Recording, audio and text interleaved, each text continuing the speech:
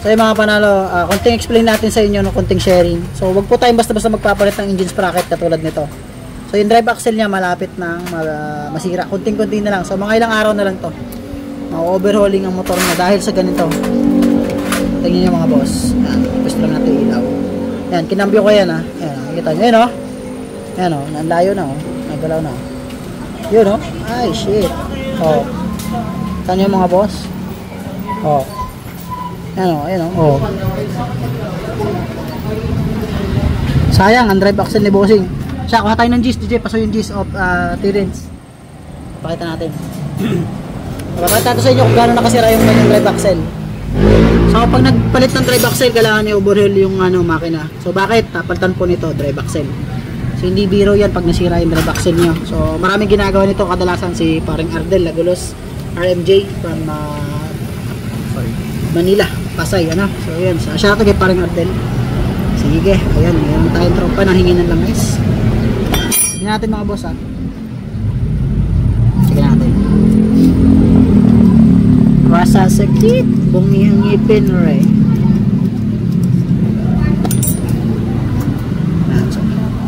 Swerte siya kasi, yun o, ayan, laki ng play mga boss o. So ngayon pa lang, dapat, pag ganito na yung senaryo, palitan nyo na kagad yung inyong engine sprocket. So kaya pa to mga boss, palit lang engine sprocket. Pero kita nyo yung play, makita nyo mga boss o, yun o.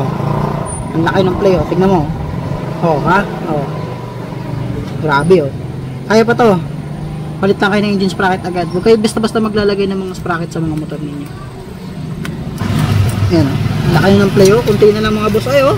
Kalahati na natira o. Ayan o. Sipan nyo mga boss. Ito yung ano niya no. Yung pinakang standard na laki ng drive axle na ngipin.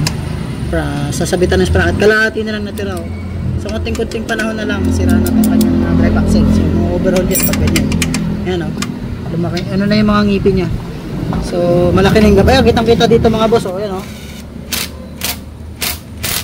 So ingatan natin magkabit ng mga local na sprocket.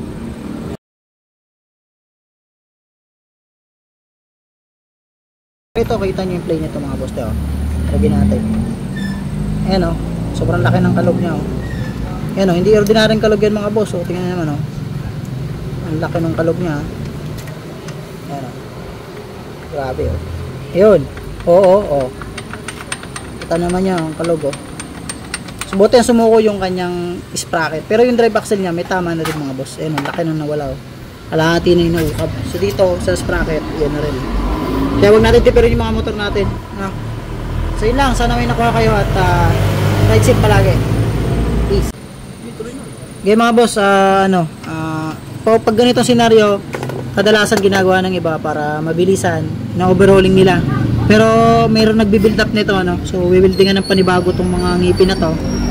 Tapos ikikikil nila, gagayahin nila itong nasa front. So ito kasi yung standard na laki oh. Ito, yan. Then ito maliit na siya oh, makikita niyo mga boss. Kalahati na lang natira. So ganito kalalaki yan. Tapos gagayahin lang nito yung size. So wiwildingan nila yung paikot. Tapos tinatsaga nila tong i-port isa-isa. So igagaya nila sa hulma nung dating pa sa brand new. So gagayahin nila na ganito pa kalalaki yung suksukan yung pinakang ngipin-ngipin na yan sa loob, yung mga giting-giting na yan. So gagayahin na gano'n. So pag ayaw nyo ipa-overhaul, pwede pa gano'n. Maghanap nga lang kayo ng magaling mag-build up nito. So bibuild up pa ng panibago yan. So magiging trabaho nun is i-weldingan to, paikot. Tapos before yan weldingan, tatanggalin tong dasil na to kasi maluluto yan eh. Tapos lalagyan ng basahan dito na may tubig para hindi maluto hanggang doon sa loob. So weldingan yan. So yun lang, depende rin sa may-ari kung anong gusto. Pero kung medyo kayo, ayaw nyo mabuksan agad yung makina nyo kasi bata pang uod, hanapin na lang nyo yung mga nagbi-build up ng gano'n. So, ako kasi nagagawa ng mga ganyan. Nakikita ko lang yun sa Facebook eh. Lalo na yung sa mga CVT, di ba? Yung mga torque drive, yung gano'n. Kasi nasa nabibilog. May nagagawa ng gano'n, wini-welding lang nila tapos nakukuha pang ayusin. So, ito mga boss, pinata natin siya ng RK na engine sprocket para magamit ng bossing yung kanyang motor ng maayos. So nagkaroon na pala siya ng pre-play ang laki. Ayan So nagkaroon na siya ng play. Sobrang laki na ng play niya.